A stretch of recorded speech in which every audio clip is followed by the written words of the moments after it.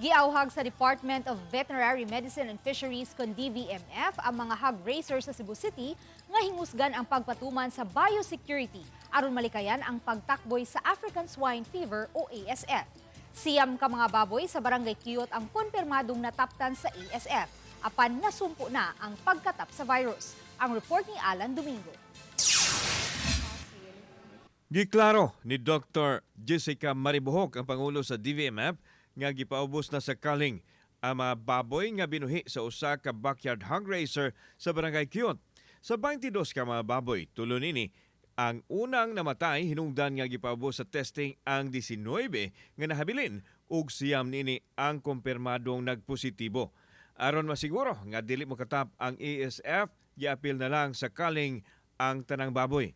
Matod ni Dr. Maribuhok nga local transmission ang ASF contamination. Ning decide man si Mayor na pwede ba nato ihangyo lang ang tag-iyan ning sugot man, so gikald nato tanan. So good thing man good is kuan siya ray nagbuhi sa kana na barangay, which is ang Barangay Kiyot. Siya ray nagbuhi unya. Siya ra sa jud layo jud kaayo. And bukid jud siyang dapit sa Kiyot. Gipaubos usab sa hugot nga monitoring ang ubang mga namuhi og baboy sa silingang barangay.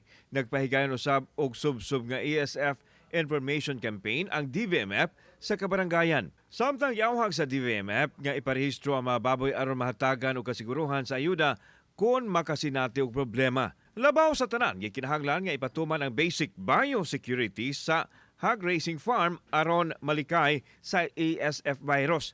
Lakip nini ang pagmintinar sa kalimpyo sa tangkal sa baboy. Dili isulod ang tsinilas o butas sa ad sa baboy. Mag-ilis og sinina sa dili pa musud sa tangkal kung gikan sa laing lugar ug uban pang lakang nga maghatag og kasiguruhan nga malikayan ang ASF contamination. Karon part sa ato ang awareness info campaign sa mga rural urban barangays is gipa-encourage nato na ipa-register dan ipa-insured sad nila. Kay in kaso na mahitabo na nasad siya balik, mabayran siya sa ato sa gobyerno. Kauban si Clover Lumayag, ako si Alan Domingo. Balitang Bisdak.